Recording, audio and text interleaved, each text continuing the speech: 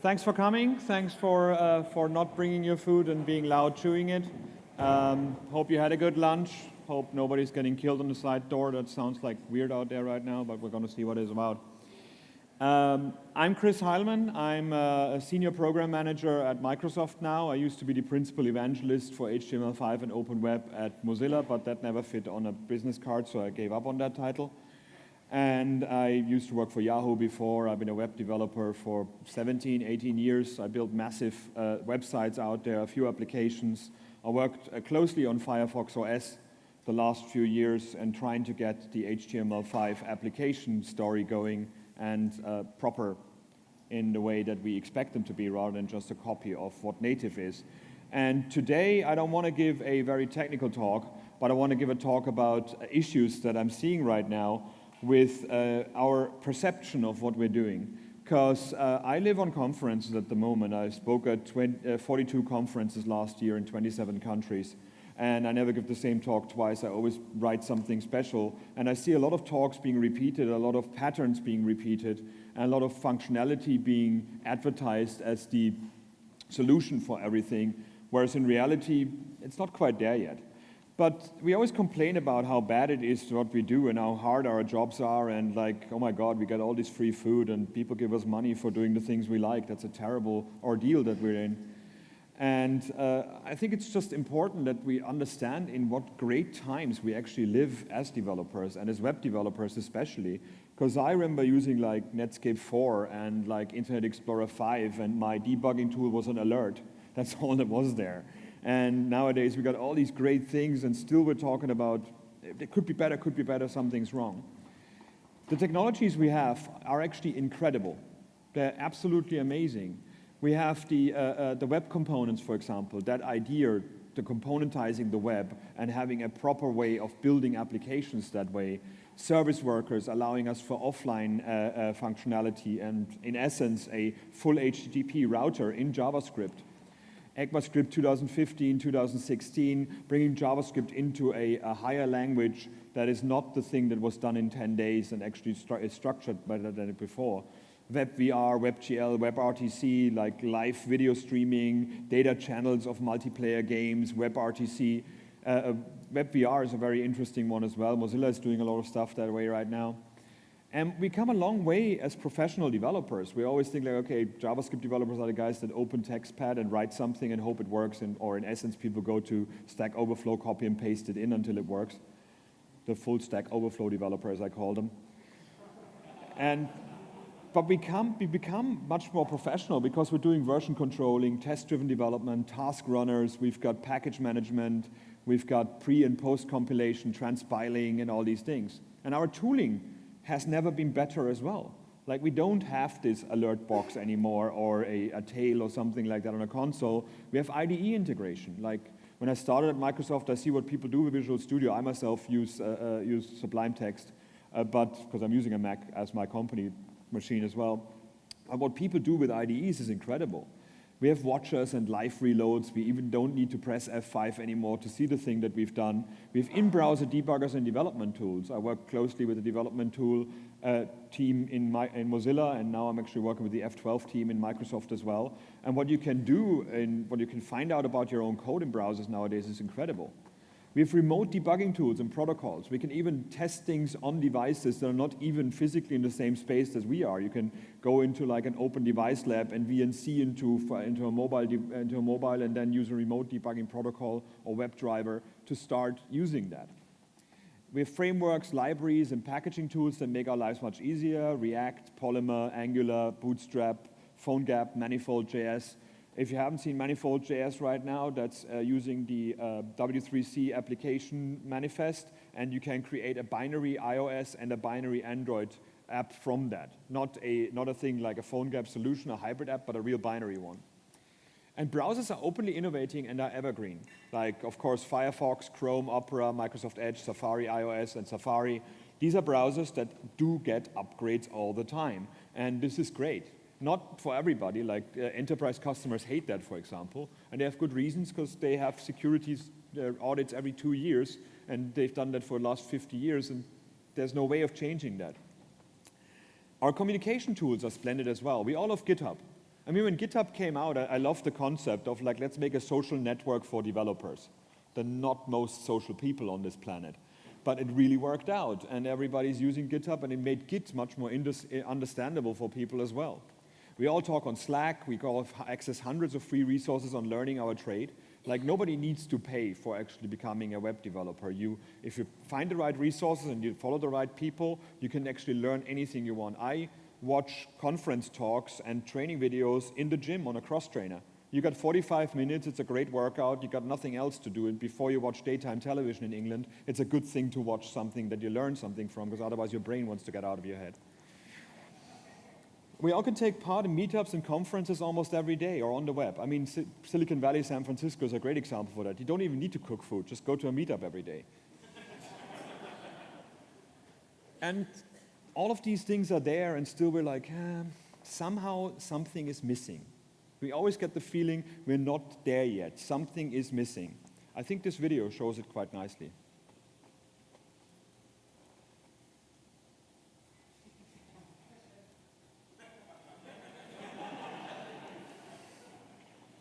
So we always like, why are we still innovating and patching and putting more things in rather than like, we have a platform that works?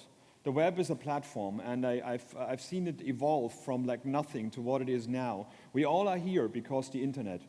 We're not here because of native apps. We're not here because of Nokia. We're not here because of like WML apps, these kind of things. We're all here because of the internet. And that's the thing that we should protect and do something with. So everything we do is incredible, and you hear this a lot, like that's an incredible new solution. And then you look up the definition of incredible, and it means impossible to believe, or difficult to believe and extraordinary. I think it's actually more interesting that incredible to me means lacking credibility. And this is what we're doing right now. Working for Microsoft, I have to talk with government people. I have to work with people like State Farm, like IBM's, the people who run cash points, the people who run airlines, these kind of things. And when I go to them and talk about all the cool stuff that we talk about here, they're just looking at me like, what are you doing? Because what we do, almost everything we do is released these days is experimental. Everything is like, that's the future. Or next week it's another future. Many things need non-standard code or flags to be turned on. Like, oh yeah, this works in the latest pre-built of my Safari on my computer right now. So obviously all of your users can rely on that thing. Things work only in one browser, sometimes even in a special build. And that's something that I hate with a passion. I had to use, well, I still have to use because I work for Microsoft, all these websites that were built for Internet Explorer 6, 7, and 8 and don't work in any other browser. And we think this is stupid, but at the same time, we're totally fine to tell people you need Chrome to watch this website. Is that really what we want to go back to? And after impressing one another with a cool logo, grandiose statements, and a 3-line Hello World demo, there's a fine print stating, don't use this in production. Which, of course, doesn't stop us from having a footer there saying, made with love in San Francisco. And to use any of these new standards, you need to use an abstraction library. Like, oh yeah, well, local storage is now easy. Just use local forage. No, use that one. I found like 16 different libraries to allow you for local storage on your device. And there's 3 standards for that actually work. And you could choose them simpler. So who do we really code for is something that I asked myself after being in this avalanche of information, of great stuff, and I got really excited about it. Because it's not for our end users. They're not likely to have the same computers, connections, and browsers we have. These things are expensive. We don't think so because our company pays for them. But I see people, I travel worldwide, I see people with like old IBM machines, I see people with desktop machines. You go to like internet cafes, you got these old Macs with like OS 9 on it and things like that. And these people are all allowed on the internet. You shouldn't have that thing to be on the internet. This is not the same thing. Not companies who need to work with products that work in large teams or can be used in an environment following certification processes. I work with SAP, with Accenture, and people like that. And you're like, well, all of your developers now need to go to the command line and install these 15 NPM packages that are experimental, but don't worry about it. They're all going to be fine and going to be maintained forever, because that's how we do it things. No, I think we code for ourselves. We code for conference participants, and we code for Hacker News to actually win a Hacker News thread, the tech press, and an imaginary perfect future audience. And why do we do this? It's cool. It's fun. It's like we're the cool kids. We're the ones who have the future of the internet in our hands. We're not the ones that use the thing that end users use. You know, the people that click on ads rather than us who have ad blockers installed. And I don't know. I don't feel happy doing that, because when I started, I wanted to do the first thing. The end user should be our main goal. The people out there should be able to use our stuff. What we put in there, how much work we put in there, is not the problem. We get paid for doing work. So we should, doing some more work to make it work for more end users is not a bad thing.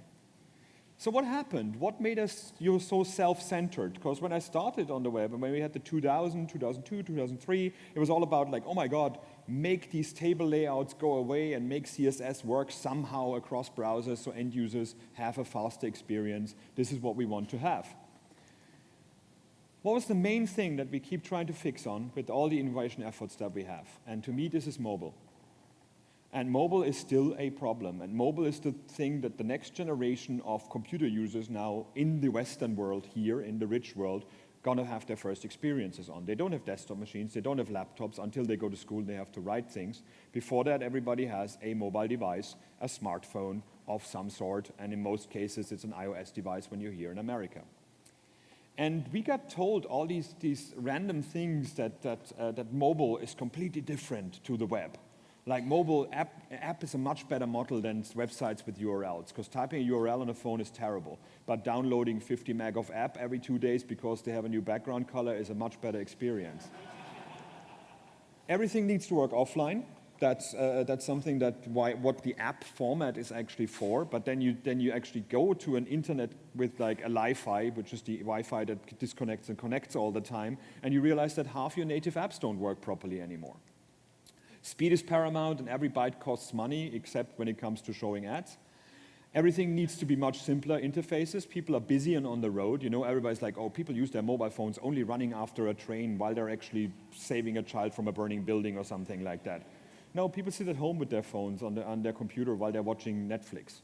So it's not the same, the story that's different.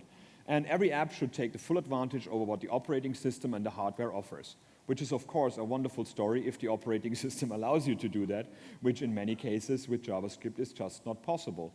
And we had this great idea of smartphones making us much more effective and much better. My day is completely planned with a to-do list app, and I don't worry about it. And when I'm living in London, living in a very touristy area, all I see people is taking selfies and sending pictures to each other in Facebook. This is what 90% of the use case of a smartphone is. And we thought this is like this perfect thing to make a better life for ourselves. No, this is what people do. They stand there with their thing, with their stick. I was thinking about making 2 sticks for tablets. Well, I think we bollocks that up really proper in the end, because if you look at what the mobile experience is on the web, it's terrible. And The Verge had this wonderful article about that, where it said, like, the mobile web sucks. And it showed all the problems that websites have on mobile devices. On a website that in itself has 87 requests and 7 megabytes of data to read a 1,600-word article, which is bad enough as it is. But the other thing that I found more interesting is that it has 34 tracking cookies on that website. So we really, really want to know who you are, and again, and again, and again, and again. So making the web full of stuff that people don't need, that is just for you to make money, is making the web suck. Yes, duh. And that, to me, is the biggest lie about mobile innovation. When people say iOS is technically much better than any other platform, iOS has one thing that nobody has. It's damn easy to spend money on it. It's very easy to buy something. In all the other platforms, you have to jump through hoops or like find another way to buy something. It's a 5-step process, and that's why people make much more money on iOS than other platforms, and the audience is much more affluent. So releasing on iOS first is actually already user research. It already means we get a smaller group of people that spend money, so we have something to show to our boss that it was a success. On the web, we get many more people, but all of them want everything for free. The web is designed to work independent of hardware, software, ability, or location. This is how Tim Berners-Lee, or Timbo as I call him, defined it back then. And this is what he did at the Olympic Games in London, where he showed like, this is the web and it's for everybody by typing it into Twitter. Anyways, on mobile, the deck is stacked against the web. And that is not necessarily one company's problem, but it's actually a problem of fragmentation, because browsers are hardwired and update with the operating systems. Does that sound familiar? Yes, it's called IE6, and we hate that with a passion. If the operating system doesn't get upgraded, a lot of old Android devices don't get a better browser. They get the thing that the company at that time thought was a browser, which actually is not one.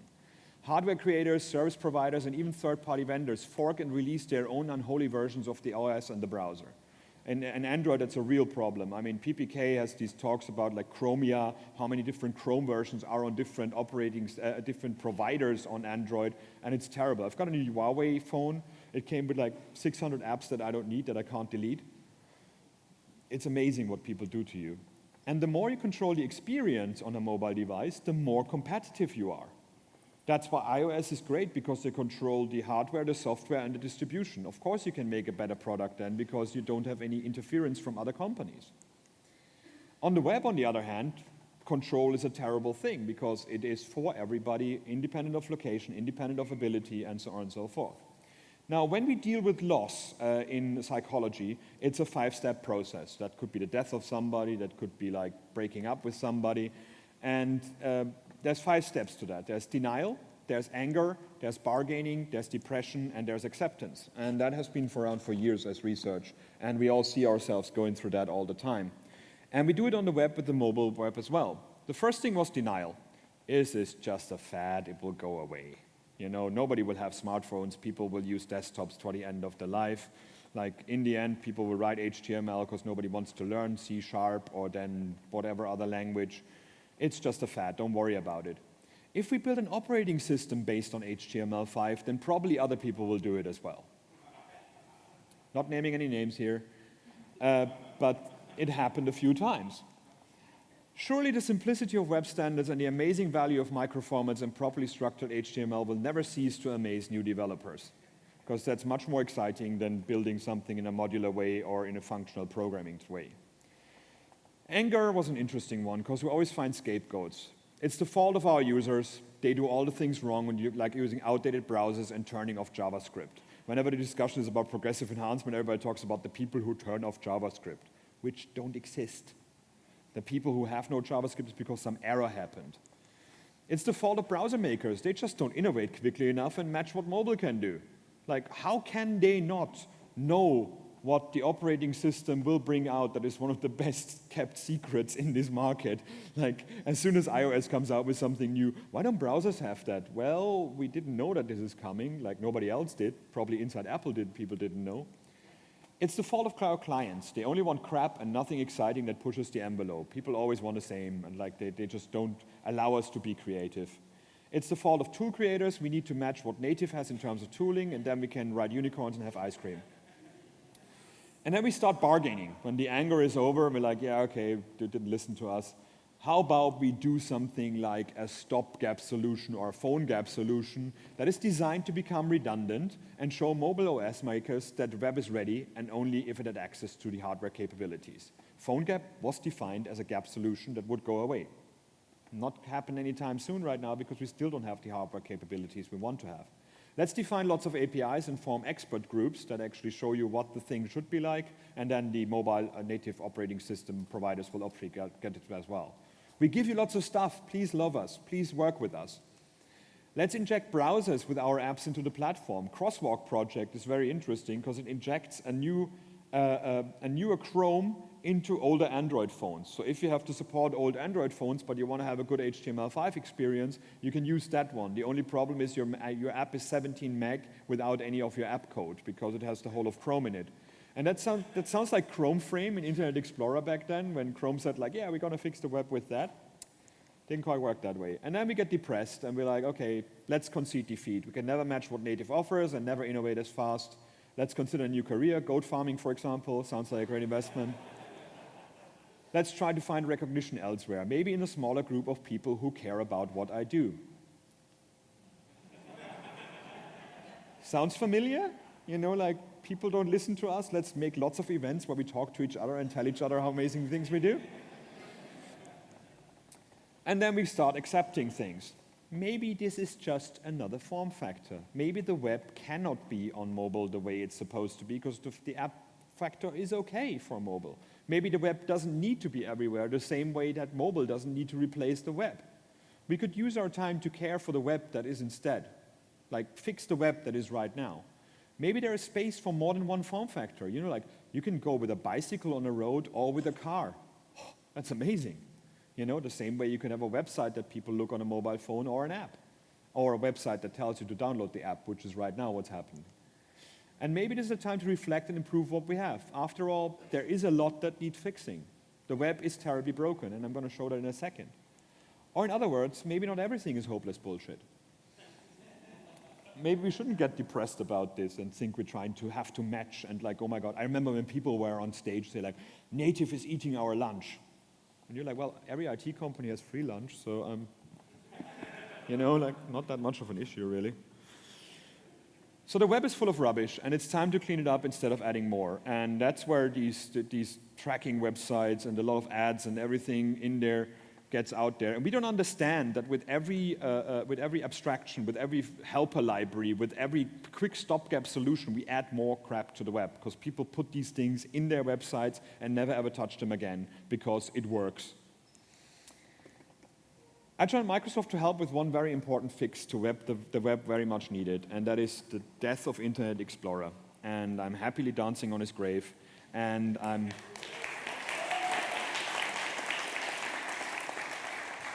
Microsoft Edge is the new browser in Windows 10, came out yesterday. Well, Edge came out earlier, but Windows 10 came out yesterday. Upstairs is my colleague. I'm going to sit on our booth as well, so you can play with the browser. And I don't care if you use Chrome or Firefox, although Firefox is cool. And Edge is not going to be on other platforms for now, because it does not need to be. What I wanted to have is a browser on Windows that doesn't suck, and a browser that does the same thing in terms of what the other browsers do as well. Because 90% of our end users use the thing that the operating system comes with. They don't even know what a browser is. For them, the internet is that world thing or that blue E. That's why the new logo looks like the old logo, because we didn't want to confuse people. They just use whatever comes with the operating system.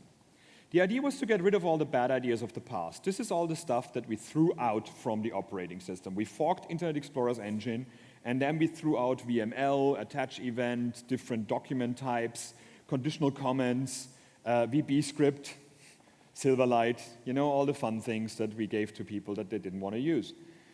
And had to use in a lot of cases, though, but we found interesting some. For example, XPath we could implement by using the CSS parser rather than putting an XPath engine in there. So there's interesting bits and bobs. And then we said we replace all of the things that we threw out with yummy goodness and amazing standardized things. So we deleted 220,000 lines of code, and that's not comment lines, this is code lines. This is how much stuff that was in there that was just backwards compatibility and terribly old stuff. 6 documents mode got out, 600 APIs removed. 600 APIs that nobody that was in a right mind in 2010 used anymore. And then we put 300,000 lines of proper code in. All the HTML5 specifications, all the good APIs that are defined in HTML5, and 55 new standards. And then we had to do 4,200 interop fixes.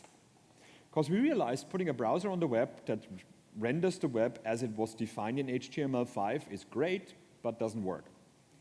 Because we, as developers, messed up. We put Edge out there and said, like, please, love us, here is a browser that does HTML5. And this is what it looks like on iOS, the Hawaiian Airlines. This is what it looked like on Firefox, and this is what it looked like on the mobile Internet Explorer. Same website. People built 3 different websites and did user agent sniffing to actually give different websites 2 different things. So the way we built Edge and we made it compatible with the web is we put a wrong user agent in and said we're Chrome. And then we served lots of websites and fixed the problems, contacted developers of the website. Then we made a headless version of Edge and put it on top of the Bing crawler and did 45 million pages and rendered it all through and did like regression rendering and see how they change according to when you click through them. That's where the WebDriver stuff comes in as well. And then we found interesting bits, because people use experimental code all the bloody time. So WebKit appearance none is used everywhere. And it basically is done to make a thing not look like anything so you can start styling it. And then you get fun things like this dating site, where without WebKit appearance support, you can define your gender as empty radio box or full radio box. I mean, it makes it more exciting to go to a dating site, because you probably don't want to know. I don't know. It's just very bizarre that people rely on that stuff for something as crucial as that. And then you had WebKit gradient, which in that case is not a problem, but the amount of white buttons with white text we found, because WebKit gradient was the only background, so you have to highlight the whole page to read them. That was not fun. Copy and paste beats validation. That one cracked me up. So you get like this bad rendering here, you know, the stuff that like the UTF-8 rendering problems that people always like, yeah, why do you use these characters? Just write English instead. And it is because this is how we defined UTF-8 encoding in XHTML, and this is how we defined it in HTML5, because much easier, much simpler, much easier to understand. And this is how people implement it without a dash inside it. Over 600,000 times on GitHub. And seriously, people, you know, like nobody looked at that ever, like because other browsers allow for both. The amount of crud that is in browsers nowadays, because we don't want to break the web and we expect developers to do bad things, is just annoying me, because I thought we were professionals. Things you learn when you write a JavaScript engine. There's a great talk by my colleague Brian Terson and Gaurav Seth about the Chakra engine. If you want to learn about like just-in-time compilation and what we've done to make the new Chakra engine 2.5 times faster than the Internet Explorer 11 one, this is a great talk, and half of it I was just glazing over because I'm like, yeah, I don't know what you're talking about, but that sounds amazing. But it's really good, interesting stuff. What we learned is that inlining, you know, when you have a JavaScript function that calls another JavaScript function, the browser, the just-in-time compiler, takes the other function, puts it inside the other one, and then makes one binary blob out of that, rather than having two binary blobs that all need more memory, more computation. So we try to make as much binary code from different parts of JavaScript. But only a third of the top 3,000 websites benefit from it, because we put scripts in lots and lots of includes, instead of just having any of the cool tools that we have with gulp, grunt, barp, fart, whatever they're called now.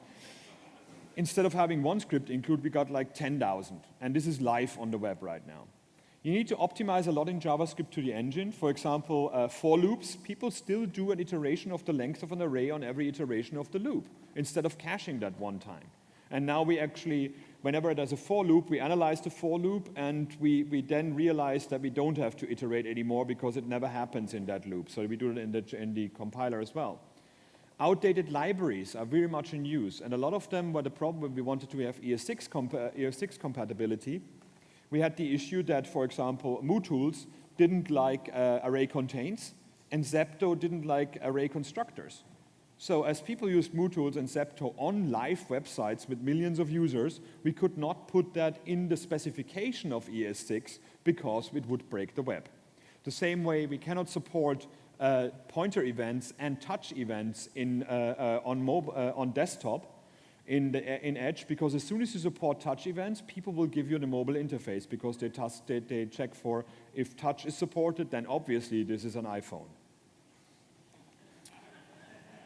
So minification is used a lot on the web. So Uglify.js is used everywhere, and this is great. So we optimized the Chakra engine to be much faster with minified code. Thank you. Do more of that stuff, please. The web is a mess. It is really, as soon as you start, because I was going in like, yeah, let's fix the browser, because you were doing everything wrong. And then they pointed out to me what developers do wrong, what I did wrong, working for Yahoo and companies like that, because we're busy. We have to quickly release the thing. So yeah, we clean it up later. You know, when our boss tells us, like, release it now, and then we do a cleanup later. That never happens. Nobody cleans up later, because we have a new thing to do. Promises do not work. This is not ES6 promises, but promises of what the future is going to be. Can we stop producing not ready for production solutions? As soon as you type that into a website, you should start slapping yourself. What am I doing here? Like, why would I release this thing if it's not ready for production? That's like recording a song that nobody should listen to. Okay, Justin Bieber, but like, people are getting tired of upcoming amazing technologies, and we need to use now and jump through hoops to implement. People are getting tired of this, the same way people are getting tired of using a new app every week on their mobile device. I'm not really excited anymore when everybody tells me like, oh, gulp is not good enough anymore, now use broccoli, now use that. Like, by the time you learn something, the next blog post is out saying like, that's dangerous to use, don't use it. So you're like, what am I doing here? I'm trying to catch up to something that's running away. Abstraction libraries end up in production, become interoperability issues, and fill up the web. And they do. Like, the amount of like jQuery included 15 times in different pages because different people worked on different parts of it is not uncommon. And when you have a search engine, that's really cool because you can trace for that stuff and find it out. Experimental technology in use gets included across browsers to ensure backwards compatibility, making browsers slow and fat. Chrome, Firefox, Microsoft Edge, Safari as well, we all have to implement bugs from other browsers because we don't want to break the web. Because if it shows up wrongly in your browser, people blame your browser because obviously we as the developers made no mistake. That has to be the browser. We should never punish our end users, on the other hand. The whole concept, like, it's not their job to fix their working environments to our needs. Like, oh, people should upgrade to the newest browser. That's not hard to do. Well, you do that on a data plan that gives you like 5 meg a week and download a browser just because your website really doesn't work in it. I was in Albania the other day, and the roaming cost was £12 for 10 megabyte. That means the average website of 2 megabyte that we have right now, according to HTTP Archive, costs me €3.23 to look at. It better be a good website. There's no everybody should use this. You publish for the web. You know what you signed up for. The web is successful because anybody is invited. You can reach millions of people with different environments, different abilities, different setups. You cannot control them. You cannot tell them what browser to use, what operating system to use, unless you buy them laptops and mail it to them. Then you can, but probably nobody does that. We're wasting our time re-evaluating sensible concepts like progressive enhancement. They work. They're future-proof. Let's not pretend we can control things. Progressive enhancement is not about JavaScript being available. It's not about like, oh, promises are be available. Progressive enhancement is jumping into a river after checking there's no sharks in there. That's a good idea. You should do this. You should also have a background color for any image that you use, because if the image can't be loaded and the text is white, black on black, that's a bad experience. That's a very sensible thing to do and a very simple one to do. The one thing that can help us is love for the web and love for our work as well, and pride in our work. And not saying like, we release quickly, hey, then we can go home. No, we stay in the office and do beer pong or whatever. Love for the form factor that is the web. Let's not repeat the same mistakes we did with IE6, checking for browsers, user agent sniffing, blocking other browsers, telling you need 800 by 600 resolution and Internet Explorer 5 or you cannot see this website. They're around still. Let's not write code that works. Let's write code that is correct. The amount of HTML5 is super forgiving. We can write whatever and something will come out of it. But the maintainability, the beauty of code, my Twitter handle is CodePoet, and that's because I think code is writing. Code to me is poetry and is writing. It's not math, it's not algorithms, it's turning instructions into something beautiful for an end user. And I think we should have much more pride in what we do, instead of saying like, let's reinvent something else and be better than the other person. Let's not optimize our work for a platform that doesn't appreciate it and where it won't flourish, which is mobile. Think about what desktops can do, what tablets can do, what mobile phones could do, but really are not the right form factor for. Think about how much more effective you can be on a bigger screen with a keyboard and a mouse than on your mobile device, instead of saying like, everybody has a mobile device, oh my God, nobody needs desktops anymore. We all use desktops every day. Google is a desktop. And this is where right now we need to concentrate on getting one thing right, and that is ES6. ES6 comes with so much goodness, technically it has to be fattening. All this stuff that probably Kyle talked to you about the last few days, that's amazing. And all of these parts have different audiences. There's syntactic sugar for us to write less code. There's scalable app stuff in ES6, and there's stuff for library builders in ES6 to make libraries better. The support is encouraging, but also patchy. Everything red is not good, except for hair, but in this case, it's bad. And the problem is that non-supporting browsers, ES6 features are a syntax error. A fat arrow in a JavaScript or a promise in a JavaScript actually doesn't do anything in an older browser. And it's sort of the first time that we do that in JavaScript. Solution, transpiling to ES5. But that has other problems, of course, with it, because it adds an extra step between writing code and running it in the browser, probably the thing that made the web grow as fast as it did. Like, I put it in the browser, I reload the thing, it works.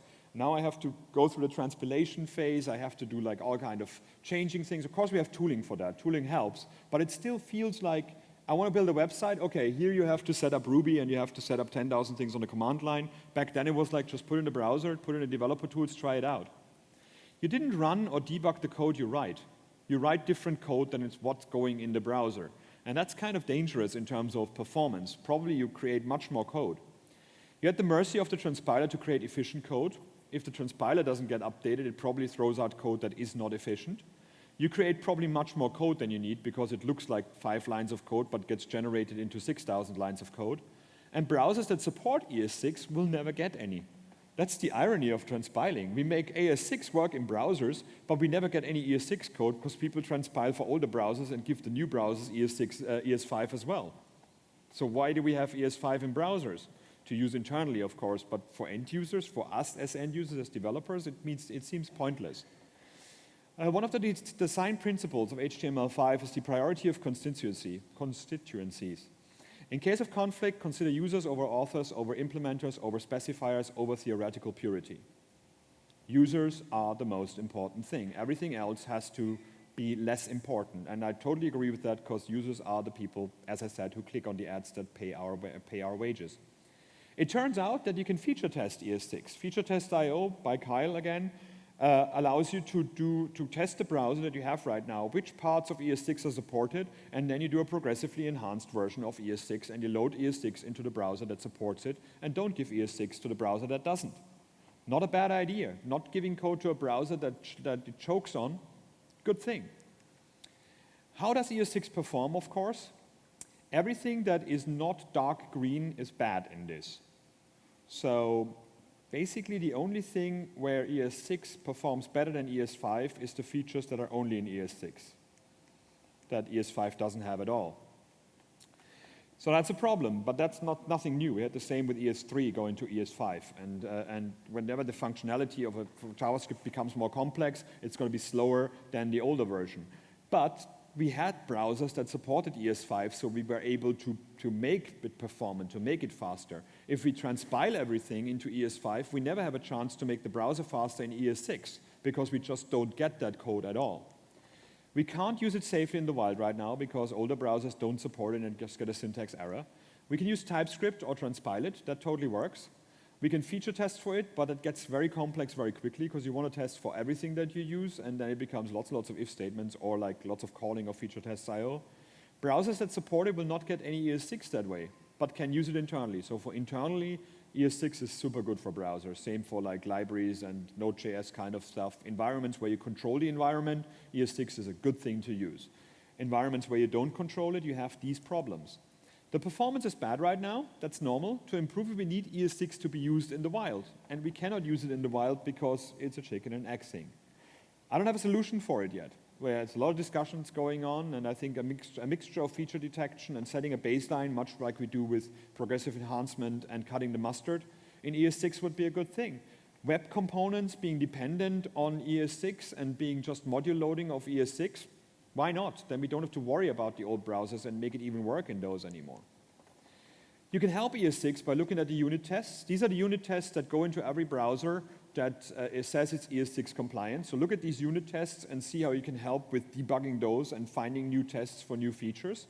There's actually a great website called es6katas.org, which is just a daily exercise to go through these unit tests and learn ES6 by fixing the unit tests. So that's really, really sweet.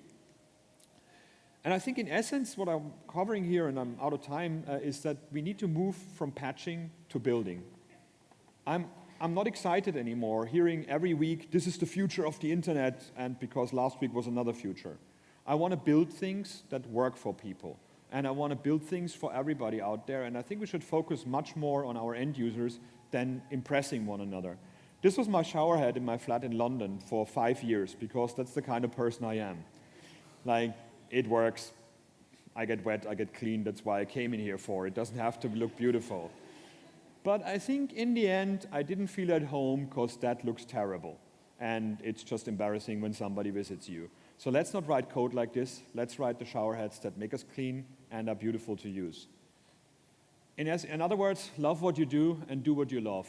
I'm Chris Heilmann. You can get me as Code Poet on Twitter, and I'll be upstairs at the Microsoft booth if you have other questions as well. Thank you very much.